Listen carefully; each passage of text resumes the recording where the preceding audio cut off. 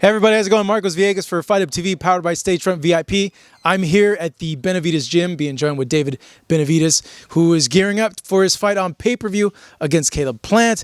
David, I know the press conference was a crazy day. Didn't get a chance to talk to you, but there's a lot of things that came out from that press conference that I just want to pick your brain about. First off, just overall, man, what did you think about like the feedback, the comments that you got about the press conference? So first of all, I just want to thank you for coming out here to Washington. I know a lot of people don't make the trip, but I appreciate you coming out here. And everything was good, bro. Honestly, I had a blast. This was my first really pay-per-view press conference to get ready for pay-per-view, so I was having a good time. Actually, and this is the thing about boxing. This is a contact sport. At the end of the day, it's warfare, mental and physical. So when I got there, I put the pressure on Caleb Plant. I set the tone. I let him know what it was going to be. He tried to play his part, that he's cool, calm, and collective, and I played my part. I'm the alpha. I go in there. I'm setting the tone for shit, and it was a good time. I had a really good time. A lot of fans have said, like, oh, did David like turn heel? Is he like the bad guy now, like trying to do like this bad guy persona? I know you posted a story like, dude, this is the fight game. I don't like this guy. Like, how'd you expect me to react? But what do you make of those comments where like some fans were kind of not used to seeing that side of you? Well, I mean, it's always been there. It's not like it's never been there. I use it when I don't like people, or when I'm really trying to get myself there. I'm really trying to motivate myself. This is a big fight, and I'm thinking knockout. I want to knock this dude out, and sometimes you have to flip that switch and be that man that you have to be to get certain type of shit done. But if they see it that I'm being the bad guy, well, so be it. You know what I mean? I feel like I did a good job. The tickets are almost sold out. You know what I mean? We're trying to sell a lot of pay-per-views, so what has to be done is what has to be done. The composure of Caleb during the press conference, what'd you make of it? I didn't really think it was any type of composure. I just think that it's funny. I'm going to break it down to you. How come he wasn't acting like that when he fought Canelo? He was fucking rah-rah trying to talk all this shit until Canelo smacked the shit out of him. Then he wanted to calm down. And he knew I would do exactly that. I would have smacked the shit out of him right there. So he knows when to act tough. He knows when to not act tough. He didn't have shit to say when we were on the press conference. As soon as we get out, they put the camera in his face. He's by himself. He's talking all this shit, that he's going to break my dad's head, that he's going to do this, he's going to do that. But I see that as weakness. I know a pussy when I see one, and I know when I smell fear. And when he was right there next to me, he had nothing to say to me. He didn't want no confrontation. He didn't even want to look at me in my eye. And when he looked at me in my eyes, his eyes were all watery. You know what I mean? So at the end of the day, I've been doing this. He could fool people on the outside, but he can't fool me. Yeah, he mentioned a few things, but I know too, he was saying like, oh, you got like prepared material, like you can't even like talk for yourself, Well, you can't make fun of me for being prepared. This is my biggest press conference. I wanted to say everything I wanted to say. So I mean, at the end of the day, you can't make fun of somebody for being prepared. If he wants to say shit, why didn't he have that same energy that he had against Canelo with me? Why isn't he there? He's super confident in himself. He didn't look confident. He didn't want to do no face-off. He had his hands in his pocket, fucking looking all sad and shit. But I don't see that as confidence. I'm prepared in that way, but I wanted to be prepared. I wanted to say my whole thing, everything I want to say. So I don't care. You can't make fun of somebody for wanting to be prepared. Yeah, I was disappointed that there's no face-off. Did they tell you like ahead of time, like we're not facing off? No, well, I think what really kicked it off was in the morning when I tried to get in his face and that. But at the end of the day, bro, I'm not going to put this fight in jeopardy. I've been waiting for this fight for 5 years.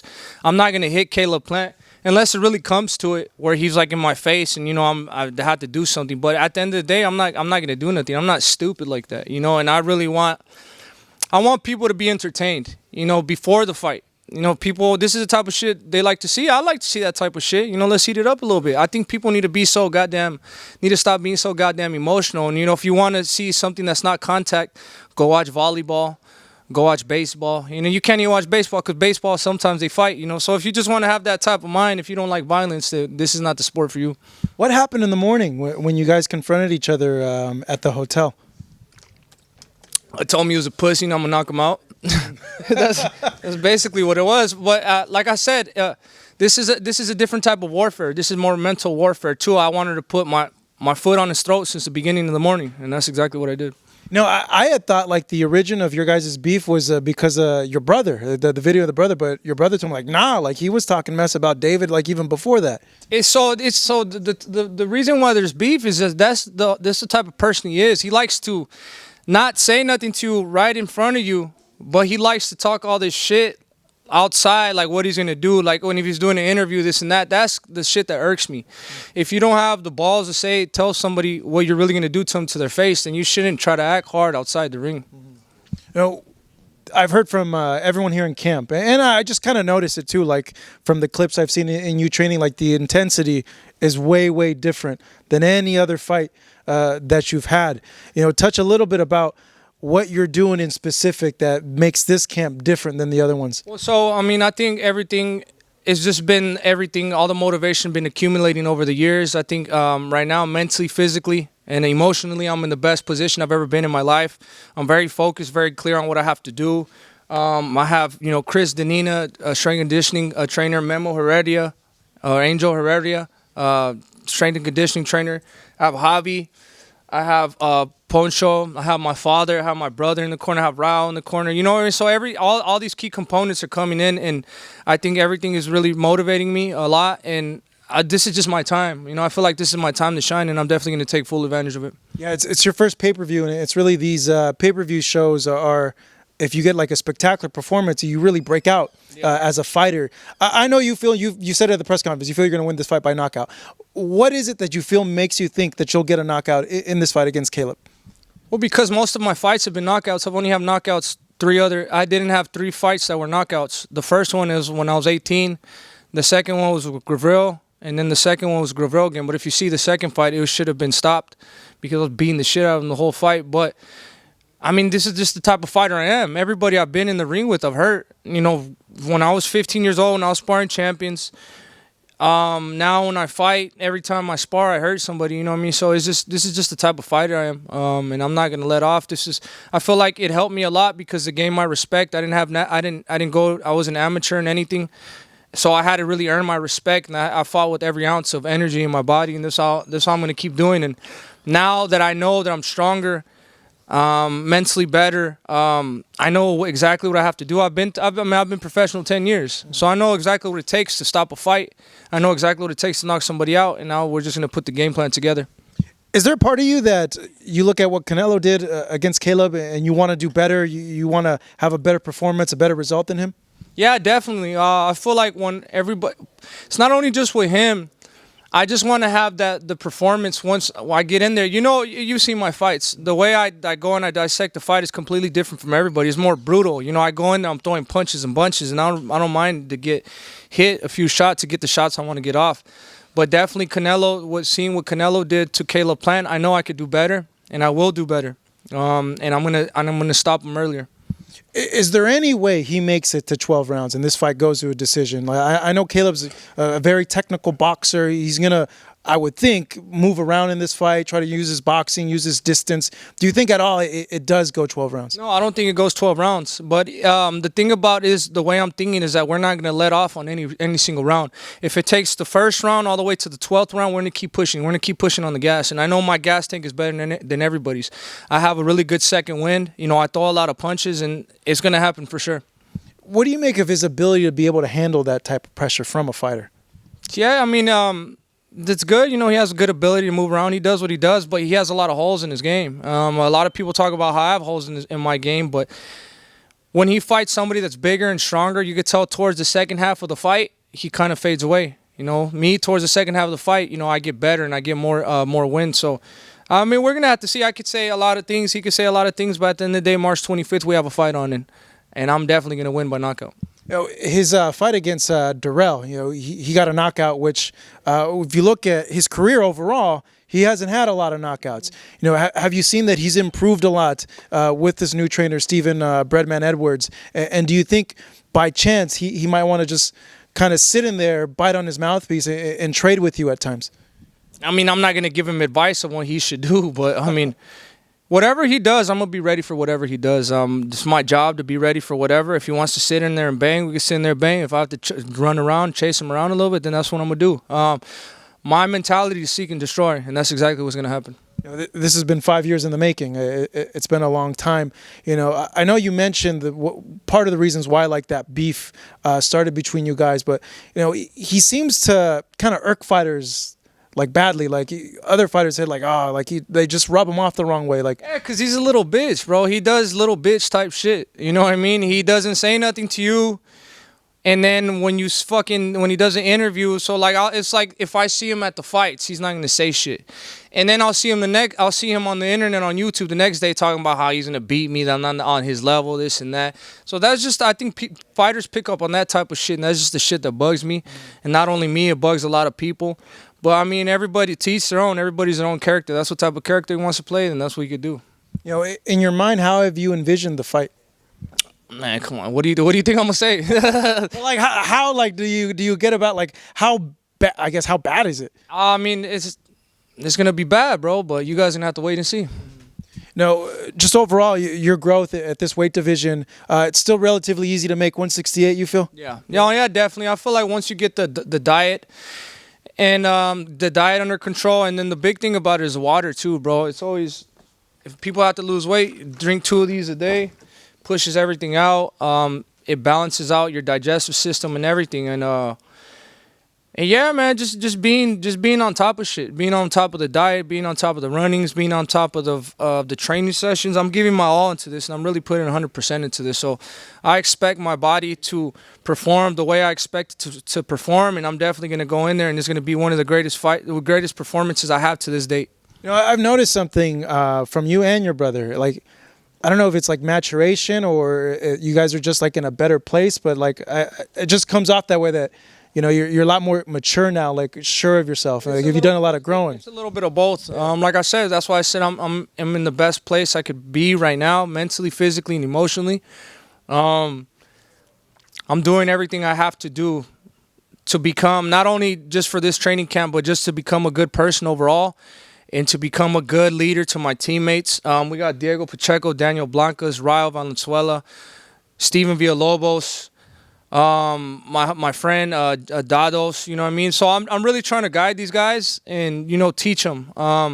So for me to be a teacher, I got to be on top of my shit. And I got to practice what I preach too. So, I mean, I feel like that's just giving me a better sense of life and just teaching overall. And then just the way, I mean, you know what I mean? I really want to do I really want to be a legend by the time I'm done. So I mean, I really got to do everything right from here on out. What spurred that for you to want to take that role or take that responsibility? Just the love of boxing. And I feel like everybody that you train with has an opportunity to, especially me, because I've touched the world titles before and I've been there. You know, I know how exactly to navigate it. But I feel like some people, my teammates, they just need me, I'm saying me specifically, but they need a world champion, a person that's at that high level to tell them that it can be done. That all you have to do is really dedicate yourself, work hard. Everybody makes their own reality. You know what I mean? So if you want to be a world champion, you have all the tools in here necessary to do it. So that's why I tell all my guys, I want to see all my guys be champions, and I want to see all my guys, you know, be a role model and example to other people. So that just led me into this way of thinking, and also too just for my girlfriend and then for my son. You know, you see him in the gym and training and stuff. So I feel like I gotta start being a role model now. So by the time he gets older, it's already, you know, it's go time, and I know what direction to lead him in.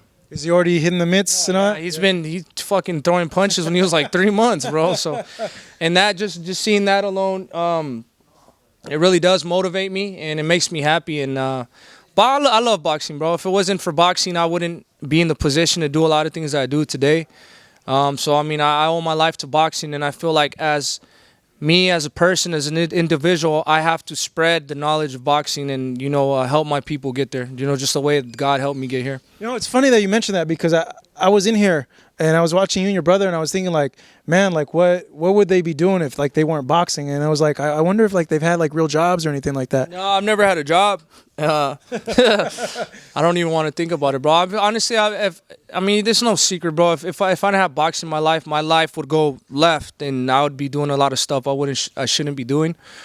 So I mean, I'm very thankful for boxing. I feel like it hasn't just helped me; it's helped my father, it's helped my brother, it's helped everybody around me, and I just got to be thankful, you know. And I got to spread the love and positivity. Now, if you could have it your way and say when the fight happens, you go ahead and win and you could, you know, navigate who would be next, who would be the next logical person? Would it be the mandatory with Canelo or do you think it would be Charlo maybe? If I was in a dream,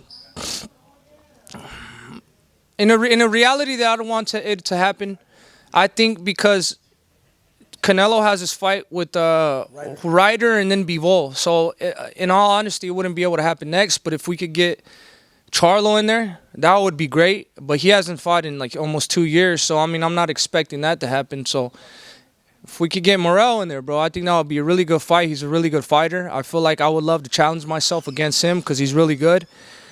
But I beat him. I definitely feel like I beat him, and that definitely elevates my style up again. So, and then after that, Canelo. You know, but if we can't get the fights with David Morel, Canelo, Charlo, or Andre, I think it's time to go up to 175. Yeah, no, that's a good amount. At least I think 2 of those could potentially happen. You know, Morel and Andrade. Yeah, I'm surprised. Not surprised because you wouldn't fight him, but usually like a guy with like Morel's record, someone the stature, former champion as you would be like, nah, let him build himself up. You know, wait, you're what 9-0, 10-0, you know, whatever you are. But I think it's like a more of a competition thing with you. Yeah, it's definitely a competition. At the end of the day, you just got to see talent, and you got to recognize talent when you see it. And I would definitely love to challenge myself against him. It's not just because a fighter it doesn't have a big fan base or star power doesn't mean he's not good. You know what I mean? I feel like that's the bad thing about boxing now. If you're not sellable, then they don't give a fuck about you. You know, honestly. So I mean, if we could do that. That makes the stock go up too. We get a fucking great fight. We give the people what they want to see, and then we move on from there. I feel like everybody deserves opportunity like that, you know, especially a fighter like him. You know, he's a great fighter. And then I deserve my fucking opportunity with Canelo. You know what I mean? So. That's what I was gonna touch on because people don't want to give you an opportunity, but you're willing to do that to others. I mean, I'm not that type of person to be like, oh, fuck this guy, I'm not gonna fight him. I'm a star, and because I don't think like that. I don't think like that. I think strictly as a boxer, and I think about competing, and I would think about wanting to be the best, and you know, I feel like that's how it should be. You saying that you knock out Bivol kind of stirred the pot a little bit amongst fans, and they're like, "Oh, well, that's sparring. That's like completely different from a fight." But you know, talk to me about like the prospects. I know that's in your side. I know you told me earlier you want to be a multiple weight division world champion. Yeah, no, I mean, I just want to fight the best, bro. I think by the time you're done, the only thing that's left behind is the resume. I mean, obviously the titles too, but obviously people see the resume. And I'm not going to lie, my resume right now isn't too strong, but it's not my fault, bro. I've been wanting to fight all these guys. And I feel like what matters more to me is the respect from the fans and actually the titles and all that. I mean, obviously the titles are a big part. But if the people say that they want to see me in harder fights, then I want to give the people what they want to see. I want to see myself in harder fights too, because to be honest, from the fights I've had, it really hasn't been really that much competition.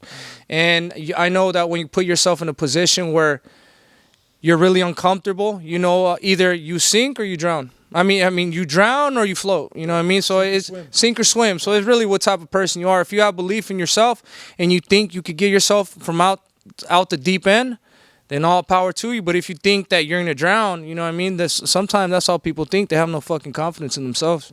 I don't know, bro. I don't really feel that much pressure for this fight. There's some people, they just think that I probably feel more the week of the fight. But I mean, I've been doing everything. I've taken care of business, bro. I ain't slack. I haven't done shit. I've been sparring 12 rounds for the past like 2 weeks. Before that, we're doing 10 consistently. You know, now I just feel like I just need to keep pushing it hard. You know, this is the biggest moment in my life, and like I said, I'm definitely going to take advantage of this moment. You know, I'm crisscrossing all these subjects, but 168, 175, and then potentially cruiserweight is on your radar. Have you spoken to your dad about that? And is that like the grand plan, 3-division, 4-division weight champion? No, honestly, this is the first time we even brought it up. 175 is definitely, we're coming to 175. But cruiserweight, we're still, it's still more like when I'm in my 30s and stuff, you know what I mean? So right now, we got to take it step by step. I know sometimes people want to look into the future and this and that, but you gotta handle what's in front of you first before you try to take everything else on. Very true. Few weeks left still. What's new? What are you doing differently compared to the other camps? Nothing. Just been talking more shit. Basically, bro. I mean, you incorporated Memo. That's new. Oh yeah, Memo. Yeah. So he's a really good guy. He has a really good track record, bro. And I mean, we've had already. He's been here for since 7 weeks, And we've already seen a big improvement. So I mean, we've added him. So now I don't think he's added more. He's implemented more power into my game plan, but I still got the same speed and same ferocity. So, I mean, now once I hit, I think the shots are going to take more effect in the beginning of the fight. That's why I'm predicting an earlier KO, because now I'm sitting down on my punches more. I'm hitting harder, you know what I mean? And I think it's happened at the perfect time. Well, good stuff, David, man. It was good catching up with you. Thank you for opening up your doors here at the gym and allowing me to see you train. This man right here, headlining his first pay-per-view, March 25th, Showtime against Caleb Plant.